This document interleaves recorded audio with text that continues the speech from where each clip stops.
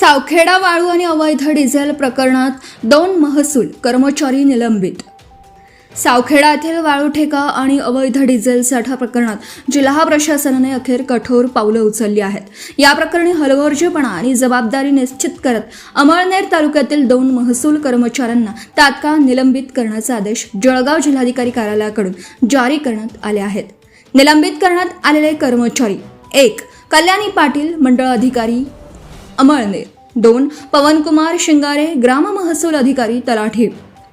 सावखेडा परिसरातील वाळू ठेक्याच्या कामकाजात मोठ्या प्रमाणावर नियमभंग आणि देखरेखीमध्ये त्रुटी आढळल्या होत्या। तसेच या भागात अवैध डिझेलचा मोठा साठा सापडल्याने खळबळ उडाली होती। या गंभीर बाबी समोर आल्यानंतर प्रशासनाने सखोल चौकशी सुरू केली।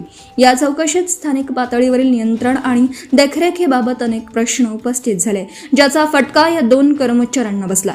मोठी चर्चा आहे की कारवाई केवळ कनिष्ठ अधिकाऱ्यांपुरतीच मर्यादित राहणार की जळगाव आणखी एक तालुका चोपडा त्याकडे जिल्हाधिकारी लक्ष देतील का? यात सहभागी असलेले इतर मोठे अधिकारी, कर्मचारी आणि संबंधित ठेकेदारांवरही कारवाई होणार का? याकडे आता संपूर्ण तालुक्याचे लक्ष लागून राहिलं आहे। Subscribe now and press the bell icon.